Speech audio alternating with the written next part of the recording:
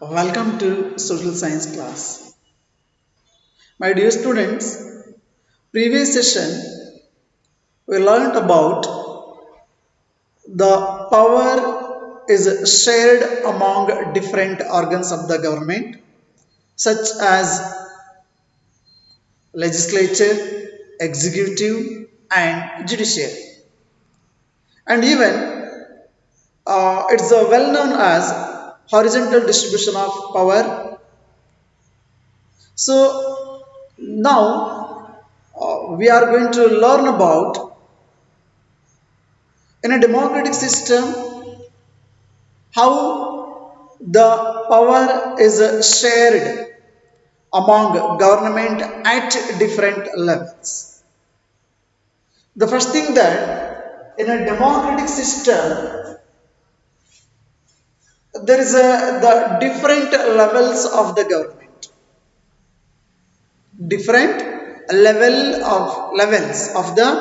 government. The first thing that central government.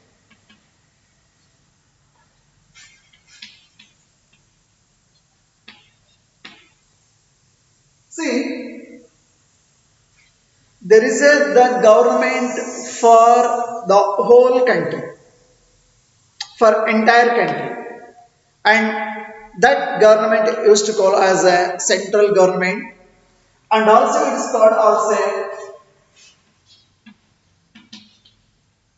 union government,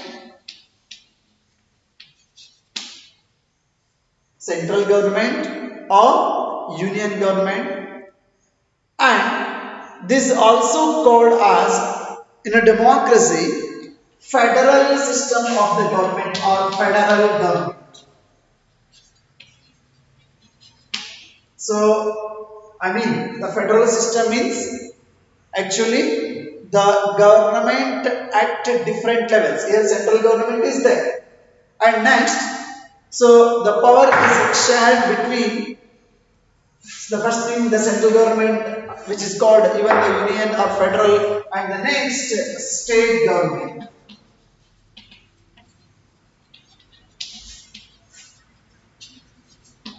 State government, and these state government also called as a regional government or provincial government. In a democratic system, the whole state, the whole country divided into different provinces for administration purpose. Different provinces, or even we used to call as a state. So mainly in a democracy, the government is a power. I mean, the power of the government shared among the government at different levels. That's central or state. And this central government also called as a union government, and this provincial government or state government or regional government, and this system used to called as a federal government. And regarding this, we are going to learn in the same year in the next chapter. So this system, even it's well known as a vertical division of the power. Vertical division of the power, where the government power shared in a government at different levels such as central and state, and this is called as a vertical division of power. And like our India, there is a one more level of the government. There is one more level of the government. So that is called a local self government.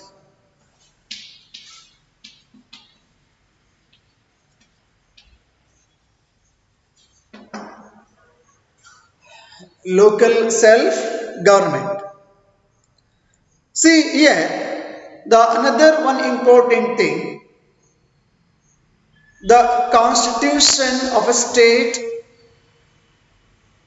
or the country clearly mentioned and cleared about the limitation of these different governments. Yet none of the government is not a superior. The local self-government or exercise its own, it has its own limits regarding function and exercising its power. And the same the state government also, it has its own limits. And the central government also, it has its own limits. So, and this system we used to call as a vertical division of the power. Especially in a democracy, a single unit of the government, whether central government or state government or local self-government, they must work or exercise their powers or whatever it may be the different functions under their own limits already which are designed by the constitution of that respective country. Is it clear now? So regarding this, the exercise on or the functions of these the different levels of the government that we are going to learn more in the next class. I mean in the next chapter. There is a separate chapter to learn all those things. See, and this system we can see, especially in only the democratic countries. The government at different levels. The government at different levels, such as central and state. And the next thing that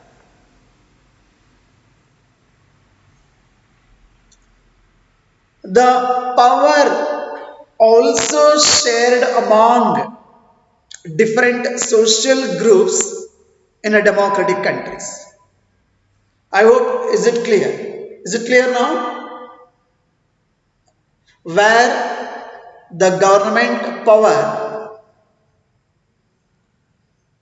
shared in a different levels. I mean the government, whether central or state or local self,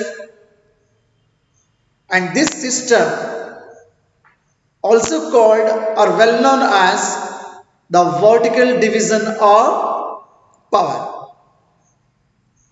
In some of the countries, there is only the central and state government, and only in the few countries like our India, so they are having the local self-government, and this local self-government, it's called as a third level of the government. Third level of the government. So it's including Gram Panchayat, Taluk Panchayat, Jilla Panchayat, municipality, corporation, and all. And the same regarding this, again we are going to more in the separate chapter. Now let us come to the next point. The power may also be shared among different social groups. For example, the power may shared among the different religious socio groups, and as well as it may shared between the different linguistic groups also. I mean linguistic means the language based. The language based. For example, the best example for this community government of Belgium. The community government of Belgium, it is the best example for this. So let us learn little more about these the socio groups which the shared the political powers.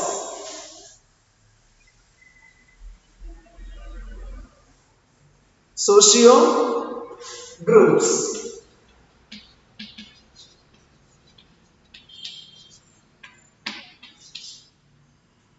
So in a democracy,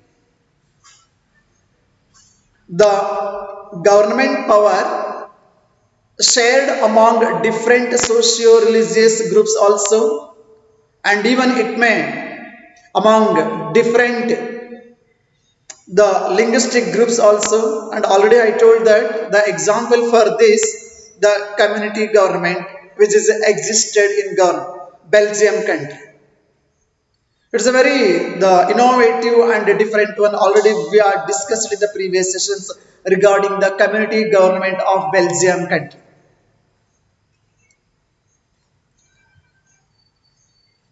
Especially which is existed in the Belgium, the community government, it has only power regarding the cultural, educational and religious issues.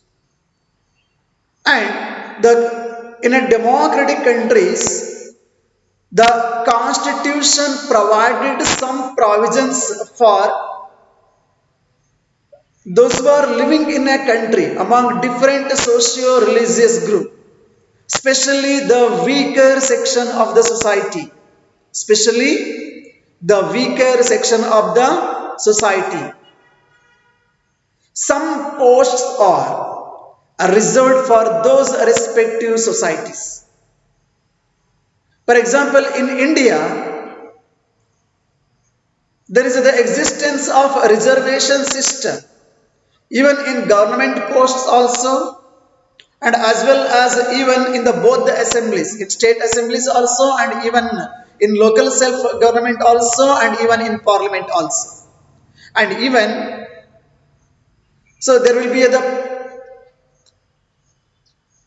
special provision for women also, because to bring or uplift in the society those communities, those are considered as or those who are well known as weaker sections in the society.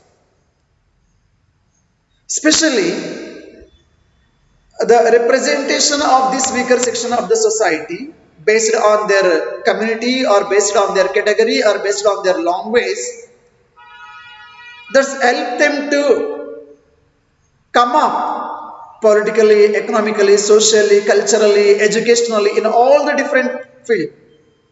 And even dear students, in education also there is the reservation system. And all these things shows that whether the reserved constituencies in a different level of the government or in the parliament of the country also, and even there is the special provision for the women. So by giving the constitution itself or the provision, by providing these provisions,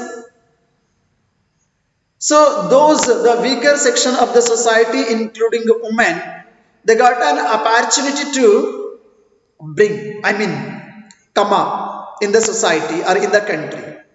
So in this way, the government power, the political power, it's shared among different socio-religious groups and linguistic groups. I hope so you all of you understand regarding this. And even in some of the area there is the most provision for the minority community also.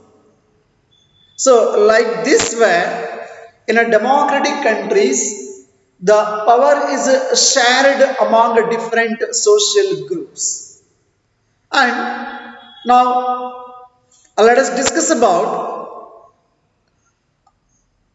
the power also shared between the different political parties and pressure groups and even movements also. So how in the political parties? Especially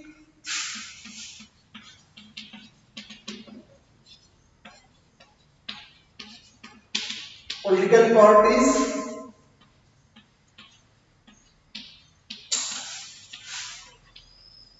reserve groups, and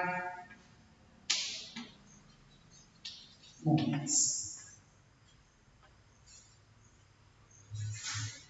In the most of the democratic countries, they are following multi-political party system. They are following multi-political party or may the two political party system. And regarding this political party system, again we are going to learn. So here the citizens must have freedom to choose their own representative according to their wish.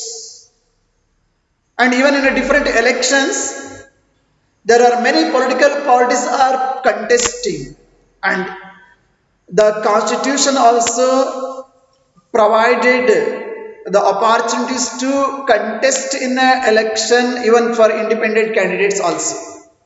The candidates can participate from different political parties, I mean through the political parties also.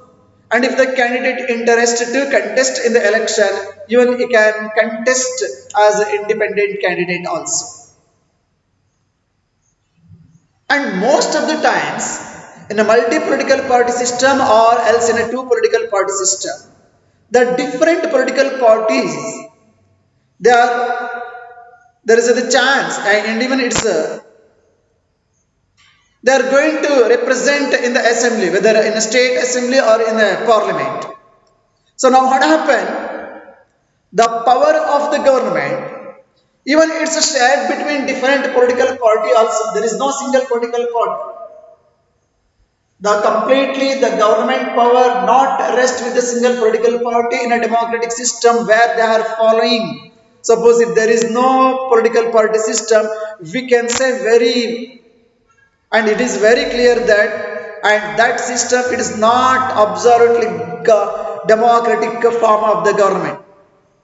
Then we cannot say. Regarding this, you all of you learned a lot in the previous year. If there is no more political parties, there is no more opportunities to contest in an election. And even if the citizens, if they don't have to choose their own representative according to their wish, and that government, we cannot say the democratic government. So in this way, the power shared among different political parties also. And nowadays it is a very common the formation of coalition government also. I think you all of you heard about this word coalition government.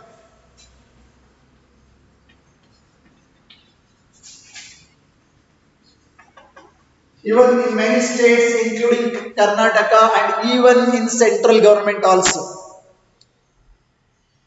See, when there is no majority for single political party, if they are failure to secure according to constitution or according to law to make or to form a government, if there is the scarcity of the numbers, if there is no majority, the same interested political parties or two or more than two political parties can together form a government, and this we used to call as a coalition government. In Kannada we used to call it as a Sammishra Sarkar. Many times it is repeated in Karnataka also, and many times it's repeated in central government also. Even at present, the government of India it is actually not formed by not a single political party. This is a coalition government which is called as a NDA. So I think you all of you knows that there is the two major the political parties, the alliance UPA and NDA, and the present central government is run by NDA, National Democratic Alliance, which is headed by or led by one of the most popular political party, BJP or Bharatiya Janata Party. And UPA means United Progressive Alliance, which is headed by one of the ancient political party of our country, Indian National Congress or Bharatiya Rashtriya Congress. So anyhow, so it is very clear that because here the different political parties have their own ideology, their own principles, and here the government power shared among different political parties. And in a democracy, it is a very common the political power shared among the role of the pressure groups also. What is these pressure groups? So in a country, we all of you knows that very well. There are many industrialists, businessmen, entrepreneurs, those who are very strong in economic base. So directly and indirectly, these industrialists, these industrialists, businessmen, traders, they are controlling government directly and indirectly, whether the state governments or central government. Sometimes I cannot say always the government is under the control of the different pressure groups, but there is a chances to control because they are providing whatever the political parties requires. So in this way, my dear students, the political, I mean, the power of the government, it's actually shared within the different pressure groups also. And also here the government power shared among the different, even the movements also. How is it? So please try to know this. So especially there are many farmers and industrial workers.